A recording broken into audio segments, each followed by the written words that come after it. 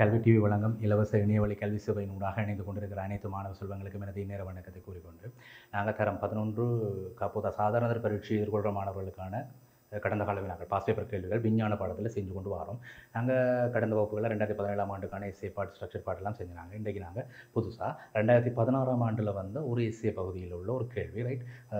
சில பேருக்கு வந்து கேள்வியில் பார்த்து கஷ்டப்படுவாங்க. விஞ்ஞான பாடத்தில் வர கேள்விகள் எஸ்ஏ பாட்டில் ஸ்ட்ரக்சர் பாட்டில் செகண்ட் பாட்டில் வரலாம் கஷ்டம்னு நினைப்பாங்க. சிம்பிளாக நீங்கள் சிம்பிளாக லாஜிக்கலாக திங்க் பண்ணாலும் ஈஸியாக சயின்ஸ் அடிச்சுட்டு போயிடலாம். Right okay. அப்படிப்பட்ட ஒரு கேள்வி தான் நாங்கள் இன்றைக்கி பார்க்க போகிறோம். Right okay. கேள்விக்குள்ளே போவோம். ஒரு குறித்த நீர்மின்வெளு நிலையம் தொடர்பாக கீழே தரப்பட்டுள்ள ஒருவை பார்க்க ரைட் ஒரு படத்தில் ஒரு கேள்வி தந்திருக்காங்க. குறித்த ஒரு நீர்மின்வெளு நிலையம் தொடர்பாக கீழே தரப்பட்டுள்ள ஒருவை பார்க்க ஒருவில் காணப்படுகிறவாறு நீர்த்தேக்கத்தின் ஒரு இடத்திலிருந்து சுரங்கப்பாதையூடாக அதற்கு கீழே உள்ள ஓர் இடத்தில் இருக்கும் மின்வெளு நிலையத்திற்கு நீர் கொண்டு செல்லப்படுகிறது. Right okay. அந்நீரினால் சுழற்சியை செய்து மின்வெளு வந்து உற்பத்தி செய்யப்படுகிறது. இந்த பிரச்சனையை பார்ப்போம்.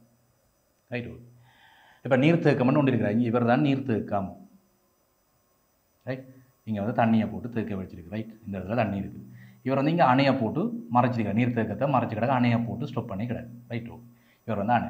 இது வந்து சுரங்கப்பாதை வழியே இந்த அணையை கொஞ்சம் மேல் நோக்கி தூக்கி விட்டோம் என்றால் அணை வந்து மேல் நோக்கி போச்சுன்னு சொன்னால் சுரங்கப்பாதை அடியிலிருந்து சுரங்கப்பாதை வழி அதாவது நீர்த்தேக்கம் வந்து நீர்த்தேக்கத்தில் உள்ள நீர் வந்து அடியிலிருந்து அப்படியே சுரங்கப்பாதை வழியே வந்து இங்கே பாருங்கள் இது ஒரு சுழலி என்று இருக்குது. இது வந்து சுழலி, அதாவது இது மின்பரப்பாகி இது வந்து மின்பரப்பாகி ஜெனரேட்டரில் இருந்து ஒரு சுழலி. இந்த சுழலியை வந்து தண்ணி இப்போ நீ அணையை வந்து தூக்கி விட்டீன்னு சொன்னால் நீர்த்தேக்கத்தினுடைய அடியில் வந்து பெரிய ப்ரெஷர் இருக்குது. நீங்கள் பறிச்சுட்டு பேத பற்றி இல்லாமல் என்ன நீர்நிலையினால் ஏற்படுத்தப்படுகிற அதாவது நீர்நிலையினால் ஏற்படுத்தப்படுற அழுத்தம் அடியில் வந்து பெருசாக இருக்குது. ஆழம் கூட கூட அமுக்கம் கூட படிச்சு நீ இப்போ இந்த அணையை வந்து மேலே தூக்கி விட்டீங்கன்னு சொன்னால் இந்த பகுதியால் நீர் வந்து சுரங்கப்பாதை வழியை பிச்சு கொண்டு வரும். இந்த திசையில் நல்ல விதத்தில் பிச்சு கொண்டு வரும். பிச்சு கொண்டு வந்து இந்த சுழலியை ரொட்டேட் பண்ண வைக்கும். சுழலியை வந்து சுழல வைக்கும். சுழலி வந்து பாருங்க இந்த மின்பரப்பாக்கின்ற ஆமேச்சர் உள்ளுக்கு வந்து ஆமேச்சர் இருக்கும். ரைட். உள்ளுக்கு வந்து இந்த ஆமேச்சர் இருக்கும். அந்த சுழலியோட பொருத்தப்பட்டிருக்கும். நல்ல இறுக்கமாக பொருத்தப்பட்டிருக்கும் சுழலியோட ஆமேச்சர். இப்போ சுழலி வந்து ரொட்டேட் ஆனால் இந்த தண்ணி வந்து அடிக்கிற போஸுக்கு சுழலி வந்து ரொட்டேட் ஆனால் ஆமேச்சர் உள்ளுக்கு இருக்கிற ஆமேச்சர் ரொட்டேட் ஆகும். ஆமேச்சர் பாருங்க இந்த இடத்துல ரெண்டு நிலையான காந்தங்களை பூட்டி ஆமேச்சருக்கு நடுவில் ஆமேச்சருக்கு காந்தம் முட்டுப்படாது. ஆமேச்சர் நடுவில் இருக்கும் காந்தம் ரெண்டு காந்தம் இங்கே நிலையான காந்தம் இல்லை பவரானது வலிமையான காந்தம்னு சொல்கிறது. வலிமையான ரெண்டு நிலையான காந்தங்களை பூட்டியிருப்பாங்க. உள்ளுக்கு இந்த சுழலி ரொட்டேட் ஆகும். உள்ளுக்கு ஆமேச்சரும் ரொட்டேட் ஆகும். ஆமேச்சர் ரொட்டேட் ஆனால் இங்கே வந்து நார்த் போல் இது சவுத் போல்னு சொன்னால் நார்த் போலேருந்து சவுத் போலுக்கு காந்த விசைக்கூடுகள் பாயும். ரைட். நார்த் போலேருந்து சவுத் போலுக்கு காந்த விசைக்கூடுகள் பாயும். அப்படி காந்த விசைக்கூடுகள் பாயக்குள்ள நடுவில் இருக்கிற ஆமேச்சர் ரொட்டேட் ஆகிறதன் மூலமாக காந்த விசைக்கூடுகள் வெட்டப்படும். ரைட். இந்த காந்த விசைக்கூடுகள் வந்து ஆமேச்சரால் வெட்டப்படும். ஒன்று கொண்டு செங்குத்தாக இருக்கும். அதாவது காந்தபலத்தினுடைய திசையும் ஆமேச்சர் வெட்டுற திசையும் செங்குத்தாக இருக்கும். அப்போ வந்து பார்த்தீங்கன்னா அப்படி வெட்டக்குள்ள எனக்கு ஆமேச்சர் ஊடாக ஒரு மின்னோட்டம் மின் சக்தி வந்து அதாவது மின்னழுத்த வேறுபாடு தூண்டப்படும். இஎம்எஃப்னு சொல்கிறது எலக்ட்ரோமோட்டிவ் ஃபோர்ஸ். அப்போ இஎம்எஃப்ன்றது அங்கே தூண்டப்படுறது அதாவது மின்காந்த தூண்டல் தத்துவம் என்ன எங்களுக்கு மைக்கேல் ஃபெரடே கண்டுபிடிச்சி சொன்னவர் மின்காந்த தூண்டல் தத்துவம். அப்போ அதிலேருந்து எங்களுக்கு வோல்டேஜ் ரெண்டு வயரை போட்டு எங்களுக்கு வளங்கள் எடுத்தது இங்கால நாங்கள் கரண்ட் எடுப்போம். ரைட். ஹை வோல்டேஜில் வரும். இதுதான் நீரின் மின்வெளு நிலையத்தில் வந்து உருவாக்கப்படுகிற உற்பத்தி செய்யப்படுகிற மின்சக்தியினுடைய விளக்கம். ரைட். நாங்கள் இனி கேள்விக்குள்ளே போவோம். ரைட். எங்களுக்கு விஷயம் விளங்கிடுது. கேள்வி பார்த்தீங்கன்னு சொன்னால் முதலாக கேள்வி மேற்குறித்த தகவல்களுக்கு ஏற்ப நீர்மின் வலுவை உற்பத்தி செய்கையில்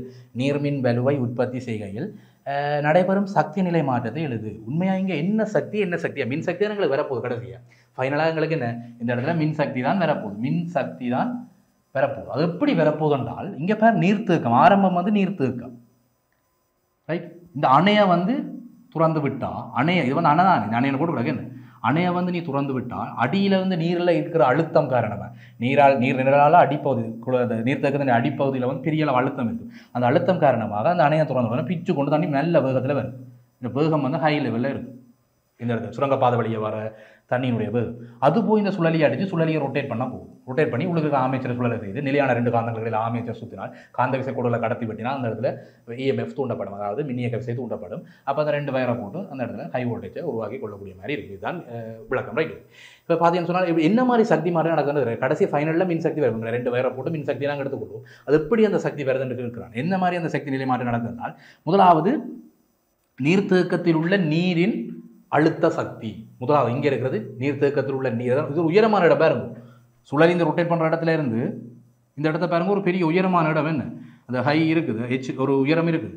அப்போ உயரத்தில் போய் ஒரு பொருளை வச்சுன்னு சொன்னால் அந்த இடத்துக்கு பெரிய நிலைப்பண்பு சக்தி, அழுத்த சக்தின்னு சொல்கிறோம், ரைட்? அப்போ இந்த இடத்துல சுழலி இந்த தூரத்தில் இருந்து இந்த தூரம் பெரிய தூரம் தானே. அப்போ எங்களுக்கு ஒரு உயரமான இடத்துல இருக்கிறபடியால் எங்களுக்கு நான் சொல்லுவோம் நீர்த்தேக்கத்தில் உள்ள நீரின் அழுத்த சக்தி, நீர்த்தேக்கத்தில் உள்ள நீரின் அழுத்த சக்தி என்று கதைக்கும். அழுத்த சக்தி இந்த அணையை திறந்து விடுறதன் மூலமாக நீர் வந்து இயக்க சக்தியாக மாறுது. இயங்க போகுது நீர். என்ன இங்கே இருக்க நீர்த்தேக்கத்தில் உள்ள நீரின் அழுத்த சக்தி இந்த அணையை திறந்து விடுறதால இயங்காது. அப்போ நீரின் அழுத்த சக்தி முழுக்க நீரின் இயக்க சக்தியாக மாறுது, ரைட்? நீரின் இயக்க சக்தி வந்து பாருங்க இந்த சுழலியை ரொட்டேட் பண்ண போகும். நீரின் இயக்க சக்தி சுழலியின் இயக்க சக்தியாக மாறும். சுழலியின் இயக்க சக்தி அங்கே உள்ளுக்கு மின்பரப்பாக ஜெனரேட்டர் ஆர்மேச்சரை சுத்தம் பண்ணி காந்த விசை கொடுக்கல வெட்டி அங்கே இஎம்எஃப் ப்ரொடியூஸ் பண்ணி எங்களுக்கு மின் சக்தி கொடுக்கும். அப்போ மின் சக்தியாக மாறுது. இந்த தொடரில் நீ எழுதினாலே சரி. இது வந்து உண்மையான விளக்கமாக இருக்கிறது. நீரினுடைய அழுத்த சக்தி அணையை துறந்து நீரினுடைய இயக்க சக்தியாக மாறுது. நீருடைய இயக்க சக்தி சுழலியை இயங்க வைக்கும், சுழலியை ரொட்டேட் பண்ண வைக்கிறது. சுழலியுடைய இயக்க சக்தியாக மாறுது. சுழலியுடைய இயக்கம் காரணமாக ஆர்மேச்சர் சுற்றி நிலையான 2 காந்தங்களிடையே ஆர்மேச்சர் சுற்றி இஎம்எஃப் ப்ரொடியூஸ் ஆகி மின்சக்தி உருவாகுது. அப்போ இப்படி நீ கழிச்சினாலே சரி. அல்லது நீரின் அழுத்த சக்தி நீரின் இயக்க சக்தி மின்சக்தின்னு கழிச்சா சரி, அல்லது நீரின் அழுத்த சக்தி மின்சக்தின்னு கழிச்சாலும் சரி. இடையே கிடைக்கிறதுல குறிக்காமல் விட்டு என்றால் சில இடங்களில் சரி போட வாய்ப்பு இருக்குது. ஏன்னா நீரின் அழுத்த சக்தி எனக்கு மின்சக்தியாக கிடைக்கணும் நீரை கழிச்சாலும் சரி போடுவினோம். ஆனால் உண்மையாக நீரின் இயக்க சக்தி இங்கே சுழலியை இயங்க பண்ணி தான் எனக்கு மின்சக்தி உருவாகும். அப்போ சுழலியை இயங்க பண்ணுற விஷயத்தை கதைக்கணும். உண்மையாக நீரின் அழுத்த சக்தி நீரின் இயக்க சக்தியாக மாதிரி சுழலியை இயங்க பண்ணி எனக்கு மின்சக்தி உருவாகும். அந்த விஷயம் விளங்கினா சரி, ஓகே. நாங்கள் இப்போ அடுத்த கேள்வியை பார்ப்போம், ரைட்? இப்போ 2வது கேள்வியை பார்ப்போம். நீர்மின்வேலை நிலையத்தில் உற்பத்தி செய்யப்படும் ஆடலோட்ட மின் ஊடுகடத்தப்பட்டு வீடுகளுக்கு வழங்கப்படும் விதம் கீழே உள்ள ஒரு விதம் காணப்படுது, ரைட்? ஓகே. அப்போ இதில் என்ன மாதிரி கேள்வின்னு சொன்னால் மின்வேலை நிலையத்தில் உற்பத்தி செய்யப்படும் ஆடலோட்ட மின் ஊடுகடத்தப்பட்டு வீடுகளுக்கு வழங்கப்படுகிற விதம் இங்கே காட்டப்படுது. PQR ஆகியன நிலைமாற்றிகள் ஆகும், ரைட்? PQR ஆகியன நிலைமாற்றிகள் ஆகும். P என்றவர் இங்கே இருக்கிறார். இவர் P, இவர் Q, இவர் ஆர். இந்த 3மே நிலைமாறிகள் டிரான்ஸ்ஃபார்மர் என்று சொல்லியாச்சு, ரைட்? ஓகே. இங்கே வந்து நீர்மின்வேலை நிலையம், இங்கே நீர்மின்வேலை நிலையத்திலிருந்து டிரான்ஸ்ஃபார்மர் போகுது, அது காட்டியிருக்கு. பார் முதலாவது கேள்வியை பார். பியில் காட்டப்பட்டுள்ள நிலைமாற்றியின் வகை என்ன? இந்த நிலைமாற்றி P என்ற நிலைமாற்றிகள் நிலைமாற்றியின் வகை என்ன என்று கேட்குறான். நீ அதில் இந்த படத்திலே பார்க்கலாம். இது 12.5 கிலோவோல்ட், ரைட்? Kilovolt 12.5 kilovolt. இங்கே வந்து பார்த்தீங்கன்னா 220 கிலோவோல்ட். அப்போ அந்த பெருமாள் 2மே கிலோவோல்ட்டில் தான் இருக்குது. பெருமானத்தை பேர் 12.5 220 மாறுது. அப்போ 12.5 சின்னன், 220 பெருசு. அப்போ நீங்கள் எழுதலாம் இது படிக்கூட்டு நிலைமாற்றி, படிக்கூட்டு நிலைமாற்றி என்று கழிச்சாச்சு. நிலைமாற்றின வகை தான் 2 நிலைமாற்றி தான் எங்களுக்கு. ஸ்டெப் டவுன் பண்ணுறது, ஸ்டெப் அப் பண்ணுறது, படி கூட்டுறது, படி குறைக்கிறது. வோல்டேஜை கூட்டினால் கொடுக்குறோம். நாங்கள் இப்போ இன்புட் வோல்டேஜ் ஒன்று கொடுப்போம். இங்கே இருக்கிற இன்புட் வோல்டேஜ் வந்து 12.5 முதன்மை சுருள் பிரைமரி கோயிலில் கொடுக்குறது. பிரைமரி கோயிலில் கொடுக்குறது வந்து input current, input voltage, right? இப்போ பிரைமரி கோயிலில் நான் 12.5 கிலோ வோல்ட்டை கொடுக்குறேன். அது எனக்கு செகண்டரி கோயிலில் வந்து பார்த்தீங்கன்னா 220 கிலோ வோல்ட்டை தருதுன்னு சொன்னால் அங்கே வோல்டேஜை இன்க்ரீஸ் பண்ணி தருது, வோல்டேஜை கூட்டி தருது. அப்போ வோல்டேஜை கூட்டுறதுனால அது படிக்கூட்டு நிலைமாற்றி. அப்போ முதலாக நிலைமாற்றிய வகை என்ன? படிக்கூட்டு நிலைமாற்றி, ரைட்? ஓகே. அடுத்தது ஆரின் முதன்மை சுருள். முதன்மை சுருள் பிரைமரி கோயில், ரைட்? ஆரின் முதன்மை சுருளில் உள்ள முறுக்குகளின் எண்ணிக்கை 8800 எனின் அதன் துணை சுருளில் உள்ள முறுக்குகளின் எண்ணிக்கையை காண். ஆர் என்றவர் எங்கே இருக்கிறார்? ஆரை பார்க்கணும். இங்கே வரணும், ஆர் இருக்கு, ரைட்? இவர் தான் ஆர். ஆரில் வந்து ஓகே முதன்மை சுருள். இந்த முதன்மை சுருளின் எண்ணிக்கைக்கும் அழுத்த வித்தியாசத்துக்கும் ஒரு கனெக்ஷன் இருக்குது. நாங்கள் படித்தோம் என்ன? NP/NS எனக்கு VP/VSக்கு சமன். எங்களோட புக்கிலே இருக்குது. நிலைமாற்றிகளுக்கு இடையிலான இந்த முறுக்குகளின் எண்ணிக்கைக்கும் அழுத்த வித்தியாசத்துக்கும் இடையிலான தொடர்பு வந்து இந்த ஈக்குவேஷன் மூலமாக நாங்கள் காட்டிக்கொள்ளலாம், ரைட்? ஓகே. இந்த இடத்துல பார் இங்கே PS குறிக்கிறத பற்றி யோசிக்காது. P என்றது பிரைமரி கோயில், ரைட்? NP என்றவர் பிரைமரி கோயிலில் இருக்கிற முறுக்குகளின் எண்ணிக்கை, NS என்றவர் செகண்டரி கோயிலில் இருக்கிற முறுக்குகளின் எண்ணிக்கை, VP என்றவர் பிரைமரி கோயிலுக்கு கொடுக்கப்படுற வளங்கள் அழுத்தம், ரைட்? VS என்றவர் செகண்டரி கோயிலில் வர அழுத்தம், ரைட்? அப்போ அழுத்தம் முறுக்குகளின் எண்ணிக்கை, இதுதான் சமன்பாடு. இந்த சமன்பாட்டை யூஸ் பண்ணி நாங்கள் இந்த துணை சுருளில் உள்ள முறுக்கு, துணை சுருள்ன்றது செகண்டரி கோயில், ரைட்? ஓகே. ஆரின் முதன்மை சுருளில் முறுக்குகள் எண்ணிக்கை. அப்போ இந்த இடத்துல நீ உனக்கு கண்டுபிடிக்க வேண்டியது செகண்டரி கோயில், அதாவது NS கண்டுபிடிக்க வேண்டும். இது அழுத்தங்களை நாங்கள் போட போகிறோம், ரைட்? ஆரில். ஓகே. ஆரின் முதன்மை சுருளில் உள்ள முறுக்குகளின் எண்ணிக்கை அப்போ 8800. அதான் முதன்மை சுருளில் முறுக்குகளின் எண்ணிக்கை என்ன, ரைட்? கீழே வந்து NS இருக்கா போகுது, செகண்டரி கோயில் உள்ள முறுக்குகளின் எண்ணிக்கை இருக்க போகுது. அது வந்து எனக்கு VP/VS, ரைட்? பிரைமரி கோயிலுக்கு கொடுக்கப்பட்ட அழுத்தம் ஆர் என்ற நிலைமாட்டினது இங்கே நிற்கிறார். என்ன இவர்கிட்டவா ஆர் என்ற நிலைமாட்டிக்கவா அங்கே வந்து பேர் VP பிரைமரி கோயிலுக்கு கொடுக்கப்பட்ட அழுத்தம் முதன்மை அழுத்தம் இங்கே கொடுக்குறியா தான் இன்புட், ரைட்? பிரைமரி முதன்மை சுருளுக்கு கொடுக்குற அழுத்தம் வந்து எனக்கு 22,000 வோல்ட் என்று கதைக்கிறேன் நான், ரைட்? 22 என்ன 22 கிலோ வோல்ட்னா நான் 22,000 வோல்ட். பெரிய அழுத்தம் இருக்க போகுது அந்த டிரான்ஸ்ஃபார்மர். அங்கேருந்து வீட்டுக்கு கொடுக்க போகிறது 230 வோல்ட், ரைட்? 230 வோல்ட். அதை வந்து பிரிக்க போகிறேன் 230 வோல்ட்டால் பிரிக்கப்படும். இதை நீ சுருக்கி எடுத்தால் உனக்கு என்எஸ் எவ்வளோன்னு கிடைக்கும். இதெல்லாம் உனக்கு கணித விளையாட்டு ரைட்.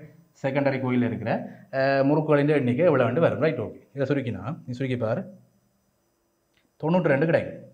92 முறுக்குகள் என்று கொடுத்தா சரி. அது என்ன முறுக்குகளின் எண்ணிக்கை தானே 92 முறுக்குகள்.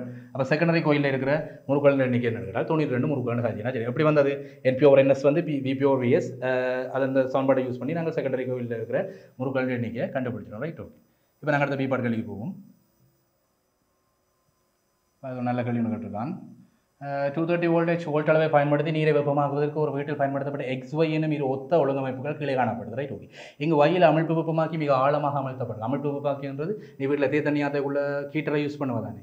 வீட்டில் வந்து தேத்தண்ணியாத்தைக்குள்ள ஹீட்டரை யூஸ் பண்ணி தண்ணியை கொதிக்க வச்சு சீனி தையில் போட்டு தேத்தண்ணியாத்தை குடிப்பா ரைட். அந்த மாதிரியான ஒரு சம்பவம் தான் இங்கே நடக்க போகுது. பாரு 230 வோல்ட் அளவை பயன்படுத்தி நீரை வெப்பமாக்குவதற்கு ஒரு வீட்டில் பயன்படுத்தப்பட்ட XY என்ற ரெண்டு ஒழுங்கமைப்பு இந்த படத்தில் காட்டியிருக்கேன் ரைட். ஓகே,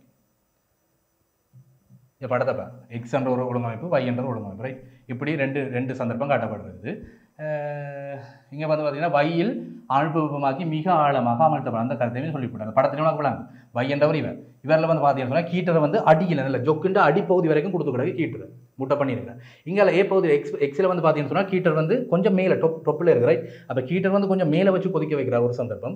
அடியில் வந்து மற்ற ரெண்டாவது சந்தர்ப்பத்தில் பார்த்தீங்கன்னா கீட்டர் வந்து அடி வரைக்கும் முட்டை ஜொக்குண்டு அடி வரைக்கும் முட்டை வச்சிருக்கிற ரைட். ரெண்டு சந்தர்ப்பங்கள் கிடக்கு ரைட். ஓகே, முதல் கேள்வி பாரு. அமிழ்ப்பு வெப்பமாக்கிய மின் வளங்களுடன் தொடுத்த பின்னர் தேவையான வெப்பநிலைக்கு நீரை வெப்பமாக்குவதற்கு எவ்வளவு ஒழுங்கமைப்பு குறுகிய நேரம் டக்குன்னு எனக்கு தேத்தனி ஆத்தணும். இப்போ நிறைய பேர் இருக்கிறாங்க டக்குன்னு தேத்தனி ஆத்தணும்னா இதில் எந்த ஒழுங்கமைப்பு சரியானது சயின்டிஃபிக் கேள்வி. எல்லாமே பெரிய ஒரு அப்லேட்டு தான் முழுக்க பெரிய ஒரு கேள்வி தான் ரைட். ஓகே, எக்ஸென்ற ஒழுங்கமைப்பின்படி நான் கீட்டரை கொஞ்சம் மேலே வச்சு சில பேர் அந்த ஜோக்கில் இதில் கொழி விடுவாங்க சைட்டில்.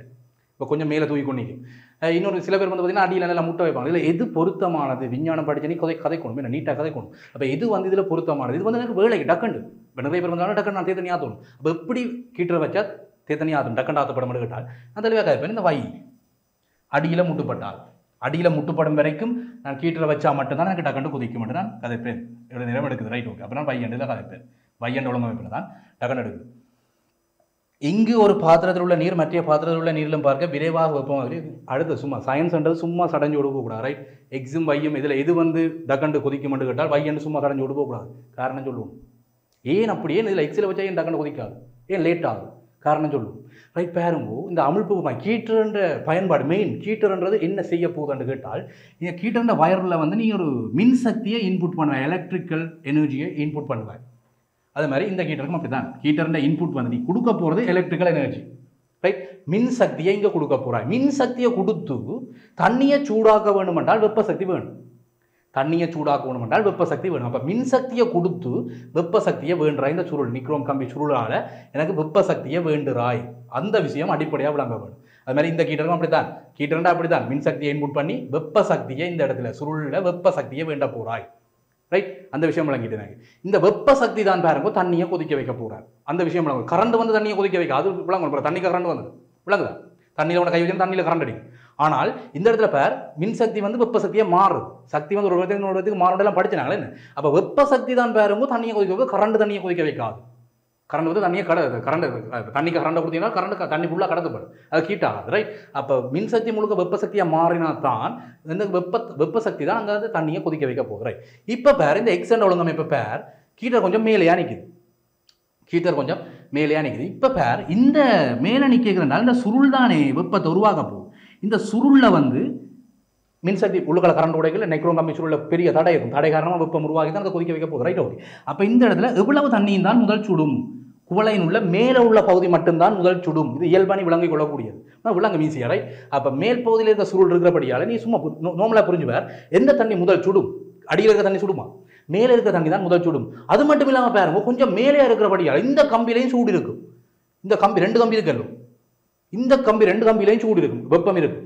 அந்த வெப்பம் பாருங்க தேவையில்லாமல் சூழலுக்கு இழக்கப்பட போகுது. வெளியில சும்மா போகுது வெப்பம் தேவையில்லாமல் சூழலுக்கு இழக்கப்பட போகுது ரைட். அப்போ வெப்பம் சும்மா வேஸ்ட் ஆகும். அதுக்கு எல்லாம் தேவையில்லாமல் காசு கட்ட போகிறேன் லைட் பில் கட்ட கரண்ட் பில் கட்ட போகிறேன் வெளியில் போகிற சும்மா வெப்பத்துக்கு கரண்ட் பில் கட்ட போகிறேன். அதே நீ கொஞ்சம் உள்ள வைக்கிறேன் இந்த வையண்ட ஒழுங்கமைப்பில் கொஞ்சம் உள்ள வச்சுட்டேன்னால் அந்த கம்பியும் வந்து வரும்போது தண்ணியை சுட வைக்க போகுது.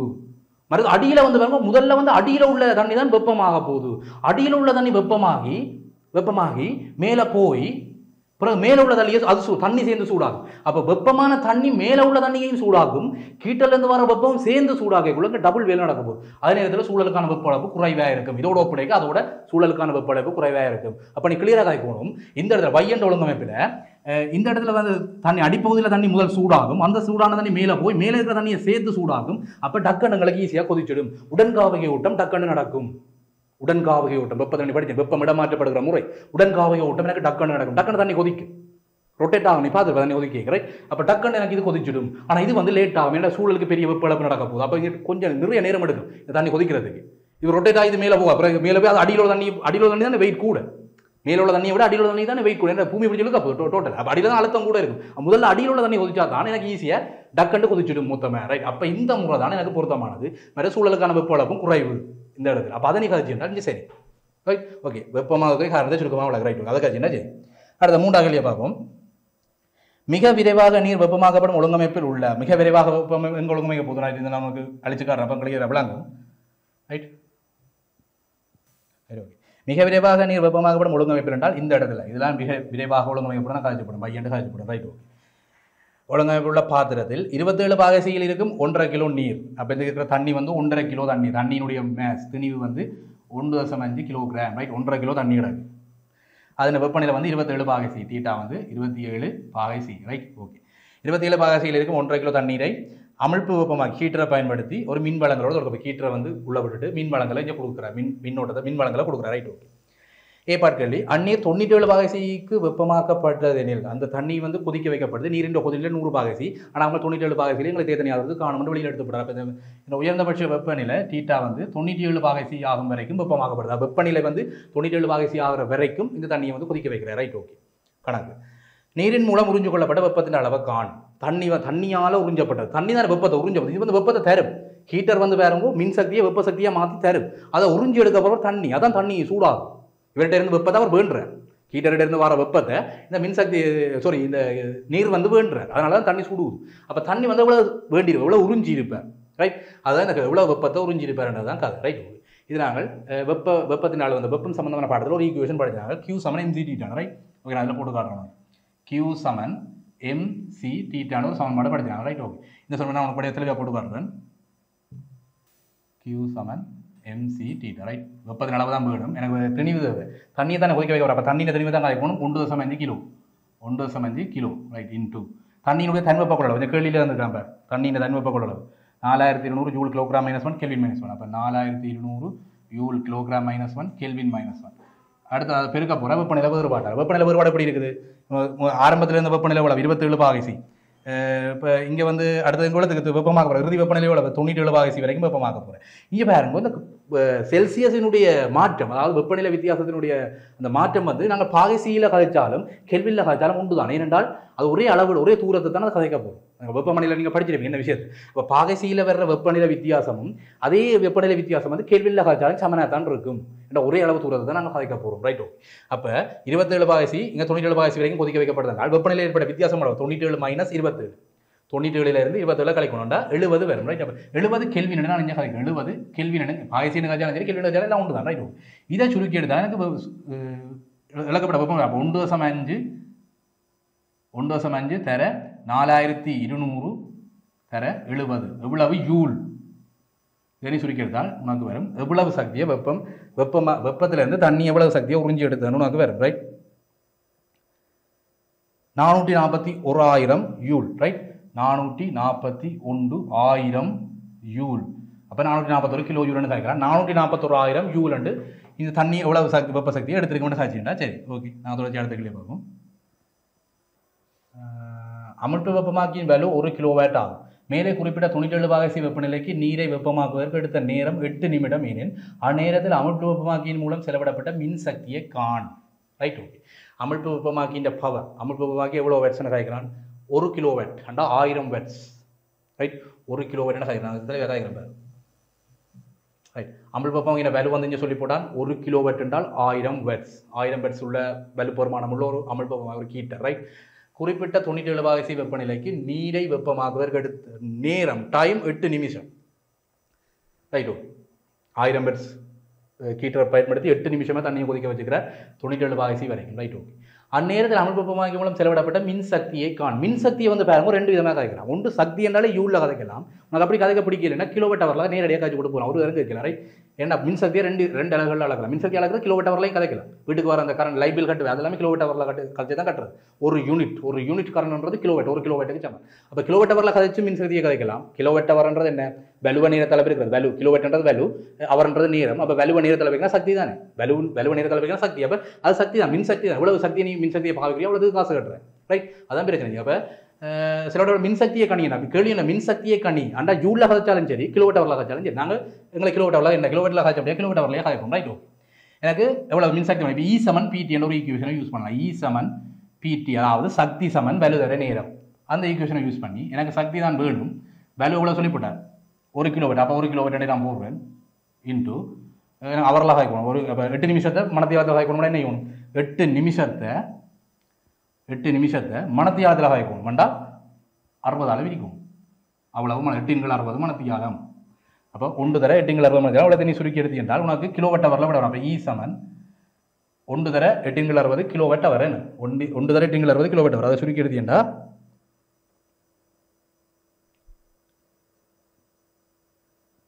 தசம் 0.133 கிலோவாட் ஹவர் என்று வரும். இப்போ மின்சக்தியின் அளவு கீற்றால் எடுக்கப்பட்ட மின்சக்தி, அதாவது அமிழ் வெப்பமாக்கி மூலம் செலவிடப்பட்ட மின்சக்தியின் அளவு E = PT போட்டு 1 கிலோவாட் அமிழ் வெப்பமாக்கி பவர் வலுப்புறமான 1 கிலோவாட் கிடக்கு. எடுத்த நேரம் வந்து 8 நிமிஷம் கிடக்கு. அப்போ 8 நிமிஷத்தை மணத்தியாலத்தில் 60 பிரி 8 × 60 மணத்தியாலம் கிலோவாட்டிலே மணத்தியாலத்தை கூட பெருக்கி போட்டு போட்டினால் 1 தர 8 × 60 சுருக்கி என்றால் 0.133 கிலோவாட் ஹவர்ன்றது இந்த கீட்டால் எடுக்கப்பட்ட சக்தி மின்சக்தியின் அளவு. ரைட்டு, அடுத்த கேள்வி பார்ப்போம்.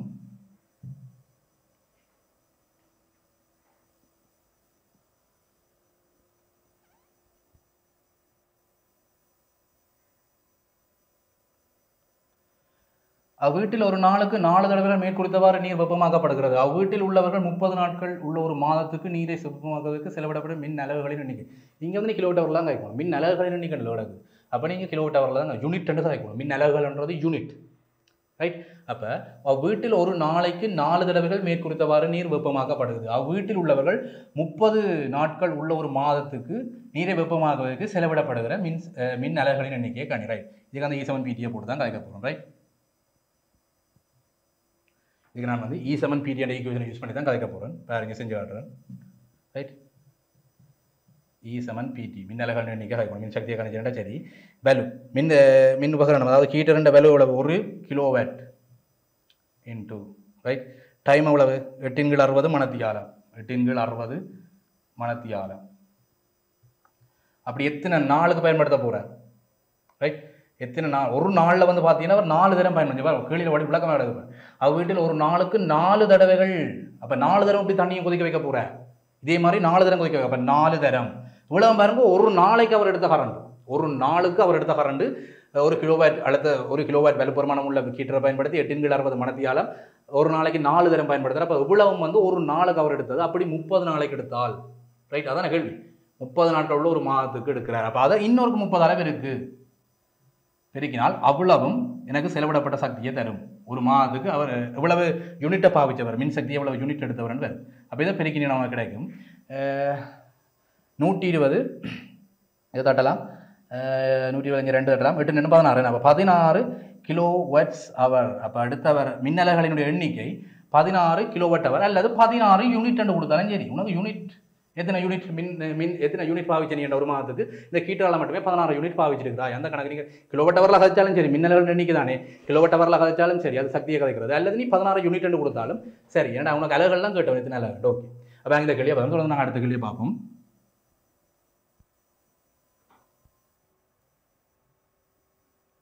Right, okay. அடுத்த கேள்வி பார், ஒரு எலக்ட்ரானிக் கேள்வி ஒன்றா கேட்டிருக்கான்.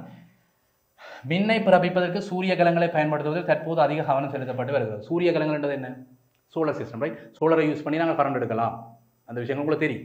Right, okay. இந்த சோலரை பயன்படுத்தி கரண்ட் எடுக்கிற தொடர்பான ஒரு கேள்வி. சூரிய கலத்தை அமைப்பதற்கு பயன்படுத்தப்படும் அடிப்படை இலத்திரனியல் துணை உறுப்பு என்ன? சூரிய கலத்தை அமைப்பதற்கு பயன்படுத்தப்படுகிற அடிப்படை இலத்திரனியல் துணை உறுப்பு என்னன்னு கேட்டால் ஒளி உணர் இருவாயி என்று சொல்லிச்சா சரி. ஒளி உணர் இருவாயி ரைட். டயோட் ஒன்றை யூஸ் பண்ண டயோட்டை யூஸ் பண்ணி தான் எங்களுக்கு அதாவது சூரிய கலங்களில் இருக்கிற சூரிய ஒளி சக்தி, ரைட், விளக்கம் எடுத்துக்கொள்வோம். ரைட், சூரிய கலங்கள் எப்படி இருக்குமென்றால் இப்படி தான் சூரிய கலங்கள் இருக்கு. நீ பார்த்துருப்பேன், சின்ன சின்ன செல்ல உடைச்சிருக்கும். அங்கே சூரியன்லேருந்து வர கதிர், உங்களுக்கு 2 கதிர் சூரியன்லேருந்து வரும். ஒன்று வெப்பமும் வரும், சூடும் வரும், மற்றது லைட்டும் வரும். சன்லைட், சூரியனுடைய லைட்டும் வரும். எனக்கு சூரிய கதிர்கள் வந்து இந்த சூரிய படலில் படையக்குள்ள நைட்டு பட சூரிய படல்னு சொல்கிறது என்ன, சோழர். அந்த சோழரில் போய் சூரிய கதிர்கள் படையக்குள்ள 2 சக்தி கிடைக்கும் சூரியன்கிட்ட இருந்து. ஒன்று வெப்பம் கிடைக்கும், இன்னொன்று ஒளி கிடைக்கும். எனக்கு தேவை ஒளி, வெப்பம் தேவை இல்லை.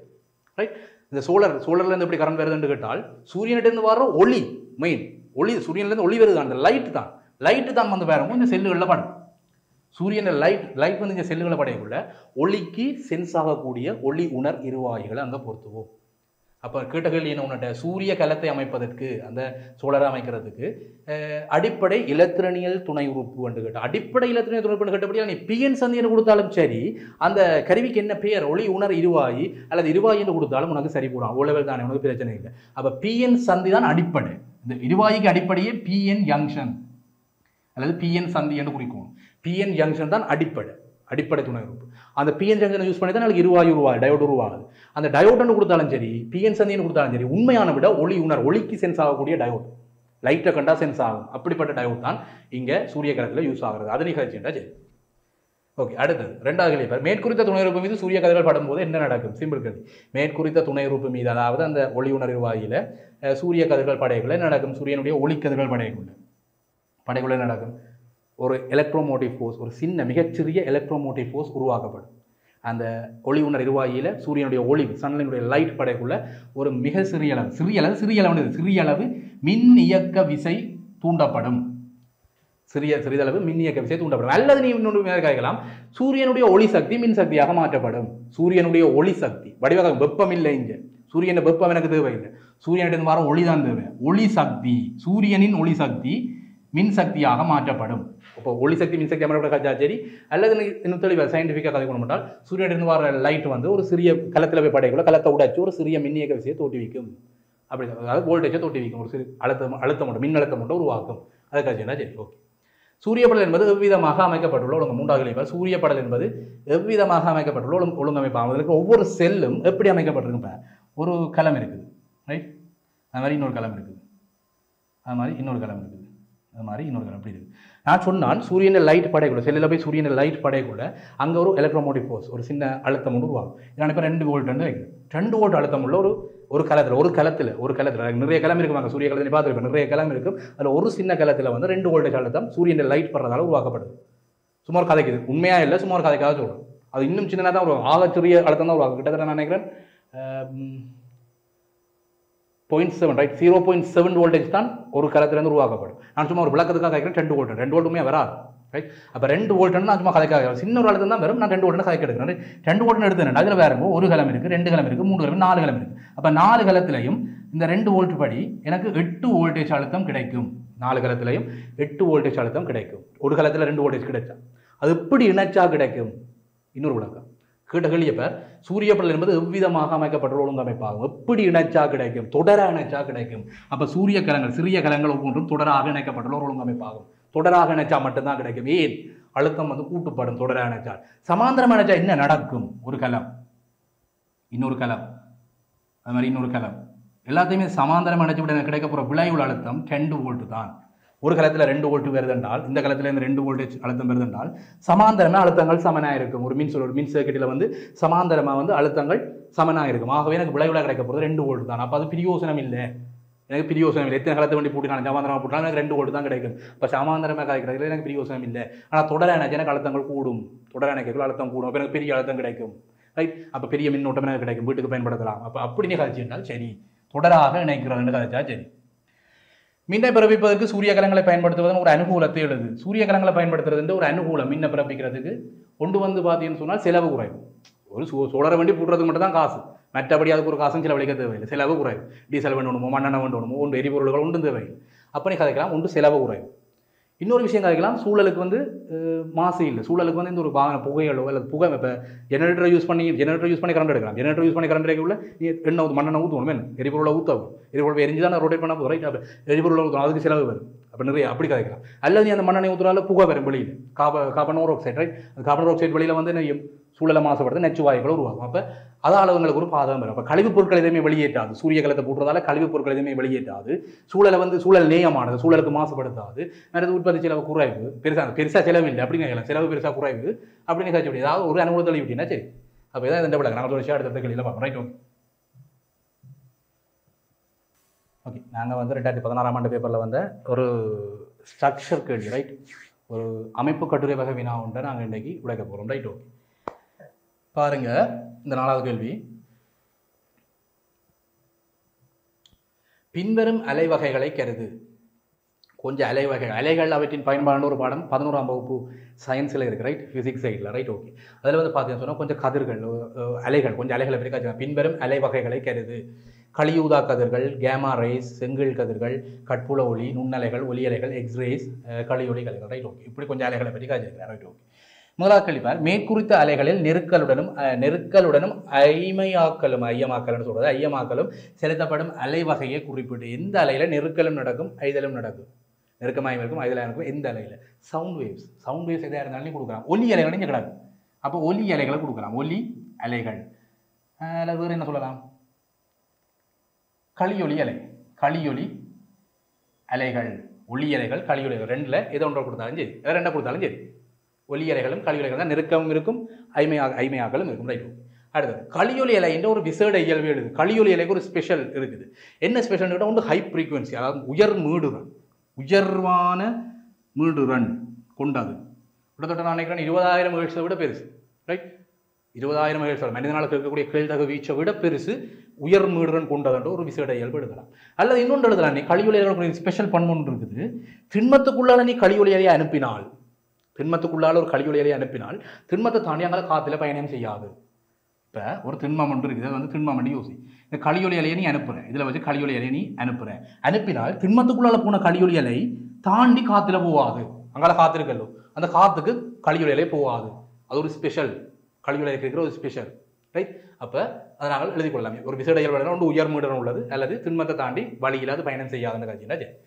அடுத்த கேள்வி, ஒரு கர்ப்பிணி தாயின் கருப்பையில் உள்ள ஒரு பிள்ளையின் நிலையை அவதானிப்பதற்கு மருத்துவத்துறையில் பொதுவாக மேற்குறித்த எந்த அலை பயன்படுத்தப்படும்? நீங்கள் அந்த படங்களில் பார்த்துருப்பீங்க. இப்போ ஒரு தாயினுடைய வயிற்றுக்குள்ள குழந்தை இருக்குது, குழந்தையினுடைய மூமெண்ட், குழந்தையுடைய வளர்ச்சி, கை கால் நகங்களோட வளர்ச்சி, அல்லது குழந்தையினுடைய மூமெண்ட், அசைவுகள் எப்படி இருக்குது, அந்த தொப்புள் கொடியின் அமைப்பு எப்படி இருக்குது, தொப்புள் கொடி வந்து குழந்தைய களத்தை இறுக்கி குழந்தைய கொலை செய்து குழந்தை இறந்த பிறகு சம்பவம் எல்லாம் நடக்கும். அப்போ அதில் தடுக்கிறதுக்காக வந்து நாங்கள் சில வேவ்ஸ், சில அலைகளை அனுப்பி குழந்தையினுடைய பொசிஷன் என்ன, குழந்தை எப்படி இருக்குது, தலைகளாக இருக்குதா, தலை இந்த பக்கம் இருக்குது, கால் இந்த பக்கம் இருக்குது, என்ன மாதிரி தொப்புள் கொடி சுற்றி இருக்குதுன்றதை பற்றிலாம் நாங்கள் வந்து அலைகளை அனுப்பி ஒரு படத்தில் நாங்கள் பார்க்கலாம். அது உங்களோட புக்கிலேயே அந்த படம் எல்லாம் வடிவாக போட்டு கிடையாது. நீங்கள் படங்களுடைய படங்கள் அதை பார்த்துருப்பீங்க, ரைட்? ஓகே, அதுக்கு எந்த அலையை பயன்படுத்தலாம்?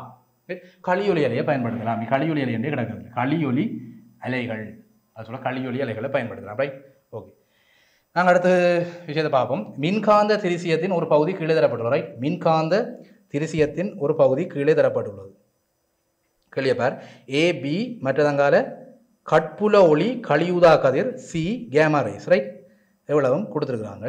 இப்போ கேள்வி மேலே தரப்பட்டுள்ள அலைவகைகள் முறையை கருத்தில் கொண்டு ஏபிசி ஆகிய இடங்களுக்கு பொருத்தமான அலைவகைகள் இது. ஏபிசி என்ற இடங்களுக்கு என்ன அலைகளை வந்து நாங்கள் பயன்படுத்தலாம், ரைட்? ஓகே, பாரு, இந்த மின்காந்த திரிசியத்தில் ஒரு ஓர்டர், இந்த ஓர்டரில் தான் இது கிடக்கும், ரைட்? இங்கே வந்து பார்த்தீங்கன்னு சொன்னால் இந்த ஓர்டரில் இப்படி அம்புக்குறியாக போடுங்க, இப்படி ஒரு அம்புக்குறியாக போடும். இந்த அம்புக்குறி வழியை பார்த்தீங்கன்னு சொன்னால் சக்தி வாய்ந்த கதிர்கள் இருக்கும். எப்படி என்று சொன்னால் ஃப்ரீக்குவன்சி கூடினது, அதி உயர் மீடுரன். இங்கே வந்து ஹை ஃப்ரீக்குவன்சின்னு சொல்லுவோம், ஹை ஃப்ரீக்குவன்சி. இங்கே வந்து லோ ஃப்ரீக்குவன்சின்னு சொல்லுவோம். அப்போ இந்த லோ ஃப்ரீக்குவன்சி, அதாவது குறைவான மீடுரன் உள்ள அலைகள் எங்களோட உடம்புகளில் பட்டால் எங்களுக்கு பாதிப்பு இல்லை. உடம்புகள்லையோ அல்லது எங்கள் உறுப்புகள் எங்கே பட்டாலும் இந்த லோ ஃப்ரீக்குவன்சின்னு சொல்கிறது, குறைஞ்ச மீடுரன் உள்ள அலைகள் எங்கள் உடம்பில் பட்டால் பிரச்சனை இல்லை. அதுவே போக போக போக போக போக அங்கே ஹை ஃப்ரீக்குவன்சி, அதி உயர் மீடுரன் உள்ள அலைகள் அதுங்களோட உடம்புக்குள்ளே போனால் பிரச்சனை, கேன்சர் வரைக்கும் உருவாகும், புற்றுநோய்களை உருவாக்கும். எலும்புகள் சதைகளில் வந்து இப்போ கேமா ரைஸ் இருக்குது பாரு, கேமா ரைஸ் அதுதான் மேக்சிமம் அதிக அளவான உயர் மீடுரன் உள்ளது. கேமா ரைஸ் உள்ள உடம்புல பட்டால் கட்டாயம் கேன்சர் வந்து செத்து போயிடுவார், ரைட்? அது மாதிரி அதுக்கு பக்கத்தில் இந்த சி என்ற இடத்துக்கு பொருத்தமானவர் வந்து பார்த்தீங்கன்னா எக்ஸ்ரே என்று சொல்லுவோம். எக்ஸ்ரே ஹாஸ்பிட்டல் வழி எடுத்துருப்பேன், எக்ஸ்ரேன்னு சொல்லி. எக்ஸ்ரே இப்போ கையில் எலும்பு முறிஞ்சு வச்சு அல்லது காலில் எலும்பு முறிஞ்சு வச்சுன்னா கொண்டு எக்ஸ்ரே ரூமில் போய் எக்ஸ்ரே எடுப்பேன். அந்த எக்ஸ்ரே என்ற கதிர்வீசனம் ரொம்ப ரொம்ப ரொம்ப ஆபத்தானது, கேன்சர் உருவாகக்கூடியது. அப்போ எக்ஸ்ரே எடுக்கக்கூடாதா சார் என்று கேட்பாங்க, சில பேர் கேட்பாங்க. அப்போ எக்ஸ்ரே எடுத்தால் கேன்சர் ஒன்று எக்ஸ்ரே எடுக்கக்கூடாது. எடுக்கலாம், தொடர்ந்து ஒரே இடத்துல திரும்ப திரும்ப திரும்ப எடுத்தால் அந்த கலங்கள் அழிக்கப்படும், செல்லுகள் அழிக்கப்படும். தொடர்ந்து இரண்டாவது எக்ஸ்ரே எப்படி எடுக்கிறேன்டா பாருங்கோ, பெரிய ஒரு வேகத்தில் லத்திரங்களை மோதி அடிக்க விடுவாங்க. பெரிய ஒரு வேகத்தில் மேக்ஸிமம் நல்ல ஸ்பீடில் வந்து லத்திரங்கள் மோதி அடிக்கப்படுறதால ஒரு லைட் உருவாகும். அந்த லைட்டை யூஸ் பண்ணி தான் எக்ஸ்ரே வேலை செய்யும். ரைட்? அப்போ அந்த எக்ஸ்ரே எடுக்கக்குள்ள ஒரு முழங்காலில் நீ எக்ஸ்ரே எடுக்கிறேன்னு சொன்னால் தொடர்ந்து முழங்காலே நெடுக்க போய் அடிக்கடி கிழமைக்கு ஒரு காலையில் ஒன்றை ஒரு நாளைக்கு போய் அடிக்கடி எக்ஸ்ரே எடுத்துக்கொண்டு அந்த இடத்துல உள்ள கலங்கள் வந்து அழிக்கப்படும், செல் வந்து அழிக்கப்படும். ஏன்னா மேக்ஸிமம் ஸ்பீடில் வந்து லத்திரன் அடிக்க போகும். அப்போ செல் அழிக்கப்பட்டதால் அந்த இடத்துல செல்லுகளின் வளர்ச்சி வந்து அதீத வளர்ச்சியாக இருக்கும். ஒரு இடம் திரும்ப திரும்ப தாக்கப்பட அந்த இடத்துல பெரிய ஒரு வளர்ச்சி கிடைக்கும். கலம் தொடர்பாக சயின்ஸில் படித்தேன். ரைட்? அப்போ அந்த இடத்துல மிக அதீத வளர்ச்சி, கலங்களினுடைய அதீத வளர்ச்சி தான் கேன்சர். அப்போ மருந்து இல்லாத புற்றுநோய்களை கூட உருவாக்கும் இந்த பவர்ஃபுல்லான வேவ்ஸ், அலைகள், எக்ஸ்ரேஸ், கேமா ரேஸ் எல்லாம் ரொம்ப ரொம்ப கவனமாக இருக்க வேண்டியது. அதான் எக்ஸ்ரேயில் வேலை செய்கிறார்கள் ரொம்ப பயப்படுவாங்க ஹாஸ்பிட்டல் வழியாக. ஏன்னா அவ்வளோ சேஃப்டியாக இருக்கும். அதுக்கு ரே வந்து அடிக்கடி பட்டுதுன்னு சொன்னால் கண் காது மூக்கு எல்லாத்துலேயும் கேன்சர் வந்து கொண்டு வந்து போயிடுமா. ரைட்? அதில் வந்து கவனமாக இருக்கணும். என்ன காரணம்? ஹை ஃப்ரீக்குவென்சி, மீடுரன் கூட. ரைட்? இப்போ என்னோட கேட்ட கேள்வி என்ன, மேலே தரப்பட்ட அலைவகைகளை முறையே கருத்தில் கொண்டு ஏபிசி ஆயிடுங்க. அப்போ சி இடத்துல எக்ஸ்ரேன்னு சொல்லி போட்டேன். சி என்ற இடத்துல எக்ஸ்ரே வரும், ஏன்னா ஃப்ரீக்வன்சி கூடினது. இப்போ ஏபி என்ற இடத்துல பாருங்க, ஃப்ரீக்வன்சி குறைஞ்சாக்கள் மின்காந்த திருசியத்திலேயே ஃப்ரீக்வன்சி, அதாவது லோ ஃப்ரீக்வன்சின்னு சொல்கிறது, குறைஞ்ச மின் ஃப்ரீக்வன்சி உள்ளாக்கள் நீ இதில் போட்டிங்கன்னா சரி. ரைட்? ஓகே. ஏயில் யாரை போடலாம்? நுண்ணலை என்று சொல்கிறது, மைக்ரோவேவ் நுண்ணலை என்று போடலாம். பியில் வந்து ஐஆர் அல்லது செங்கீழ் கதிர். இது வந்து பார்த்தீங்கன்னா சொன்னால் அந்த ரிமோட் வழியே இருக்கும். ரிமோட் வழியே வர அலை ஒன்றும் எங்களை பெருசாக பாதிக்காது. இப்போ ரிமோட்டால் வந்து ஒரு டிவியை கண்ட்ரோல் பண்ண போகிறேன்னு சொன்னால் ரிமோட்டில் இருக்கிற பட்டனை ப்ரெஸ் பண்ணி டிவியில் இருக்கிற சேஞ்ச் பண்ண போகிறேன். டிவி வந்து சேனலை சேஞ்ச் பண்ணி பார்க்குறது, அல்லது ஒளிமக்க கூட்டி குறைக்க அந்த மாதிரி கண்ட்ரோல் பண்ணுறதுக்கு நீ ரிமோட்டை பயன்படுத்து. ரைட்? அப்போ அந்த பி என்ற இடத்துல இங்கே வந்து லோ ஃப்ரீக்வன்சி தான், அந்த அலைகள் உடம்பில் வரதால ஒரு பிரச்சனையும் வராது. ஆனால் அந்த எக்ஸ்ரே மாதிரி கேமா ரேஸ் மாதிரி வர அலைகள் உடம்பில் பட்டால் கேன்சர் உருவாகும். அது வந்து ஹை ஃப்ரீக்வன்சி, இது வந்து லோ ஃப்ரீக்வன்சி. இது வந்து மின்காந்த திருசத்தின் ஒரு பகுதி. ரைட்? அப்போ முதலாவது இடத்துல நுண்ணலை என்று சொல்லலாம், மைக்ரோவேவ் என்று சொல்லலாம். அது வந்து ரேடியோக்கள், அந்த டிவிகளில் வர அந்த உணரிகளில் வர வேவ் தான். ரைட்? ஓகே. அந்த வேவ் வந்து மைக்ரோவேவ், நுண்ணலைகள் என்று சொல்கிறது. நுண்ணலை அடுப்புகள் அதில் வர வேவெல்லாம் பெருசாக எங்களுக்கு பிரச்சனை இருக்காது, பெருசாக தாக்கம். ரேடியோ வேவெல்லாம் உடம்புல வர ஒன்றும் நடக்க போகிறது இல்லை. டெலிஃபோனுக்கு வர வேவ், அந்த டெலிஃபோன் பாய்ப்பா அந்த வீடு இல்லை, ஸ்மார்ட் ஃபோனுக்கு வர அலைகள் எல்லாம் மின்காந்த அலைகள், கண்ணுக்கு தெரியாது. அந்த மின்காந்த அலைகள் வந்து உடம்புல வரல ஒரு பிரச்சனை வர போகிறது இல்லை. அதெல்லாம் சின்ன ஃப்ரீக்வன்சி குறைவு. ரைட்? அப்போ அதிர்வன் குறைஞ்ச அலைகள் உடம்புல வரதால பிரச்சனை எங்களுக்கு இல்லை. ரைட்? ஓகே. அடுத்தது ஐஆர்ஐ சொல்லிட்டோம். அடுத்து வந்து பார்த்தீங்கன்னு சொன்னால் சி பார்ட். சியில் வந்து பார்த்தீங்கன்னா எக்ஸ்ரே, அது வந்து பவர்ஃபுல்லான. ரைட்? ஓகே. எக்ஸ்ரே என்று சொல்கிறது. அப்போ 3 விஷயமே காய்ச்சிடும். நாங்கள் தொடர்ச்சியான இந்த கேள்வி பார்ப்போம். ரைட்? ஓகே. ஓகே. கேள்வியை பாரு. கேமா ரேஸுக்குரிய ஒரு அலை வடிவம் முடிவில் காட்டப்படுது. கேமா ரேன்றது ஒரு உயர் மீடுரன் உள்ள ஒரு அலை. ரைட்? கேமா எக்ஸ்ரேக்கு அடுத்தது. அப்போ கேமா ரேன்றது ஒரு பெரிய மீடுரன் உள்ள ஒரு அலை. அந்த அலையினுடைய ஒரு வடிவம் முடிவில் காட்டப்பட்டிருக்கு. ரைட்? ஓகே. அலையின் புள்ளி 6க்கு வழங்கத்தக்க பெயர் என்ன? அலையின் புள்ளி 6க்கு வழங்கத்தக்க பெயர் என்ன? ரைட்? ஓகே. இந்த கேள்வியோட சொல்கிறேன். அலையின் புள்ளி ஆர் என்ற இங்கே இருக்கிற கீழே. அப்போ அலையினுடைய கீழ்ப்பகுதி அந்த 6க்கு வழங்கக்கூடியது தாலி என்று சொல்கிறது. மேல் பகுதியை முடி என்று சொல்லுவோம். இந்த மேல் பகுதி இவரை வந்து முடி என்று சொல்லுவோம், இவரை வந்து தாலி என்று, கீழே இருக்கிற தாலி என்று சொல்லுவோம். ஒரு முடியும் ஒரு தாலி இருந்தால் தான் ஒரு ஃபுல் வேவ் வருமே. ரைட்? அப்போ இந்த இடத்துல 6க்கு வழங்கக்கூடிய பேர் வந்து தாலி. அலையின் PQ ஆகிய புள்ளிகளுக்கு இடையில் உள்ள தூரம் அந்த அலையின் எந்த பகுதியை கணியத்துக்கு சமன்? பி என்றவர் இங்கே இருக்கிறார், அதாவது ஒரு முடியினுடைய உச்சி, அல்லது இன்னொரு முடியினுடைய ஒரு உச்சி. இந்த ரெண்டுக்கும் இடைப்பட்ட தூரம் இருக்குதானே, இந்த தூரத்தை என்ன பகுதியாக, தூரத்துக்கு என்ன பேர் எடுக்கிற தூரம் தான் பாருங்க அலை நீளம், லெம்டான்னு சொல்கிறது. ரைட்? அலை நீளம், அதை வந்து லெம்டான்னு குறிப்போம். லெம்டான்னு சொன்னாலும் சரி, அல்லது அலை நீளம் என்று சொன்னாலும் சரி. ஓகே. இப்போ வேறு கேமா கதிர்களுக்கான மேலே தரப்பட்ட அலை வடிவத்தின் இயல்புகளை கருத்தில் கொண்டு வீச்சம் சமமாக இருக்கும் ஒரு சந்தர்ப்பத்தில் மேற்குறித்த திருசியத்தில் சீனால் காட்டப்பட்டுள்ள அலை வகைக்குரிய ஒரு அலை வடிவத்தை கீழே உள்ள வரைபத்தாளில் வேற. ரைட்? ஓகே. இந்த கேள்வியை பார்ப்போம்.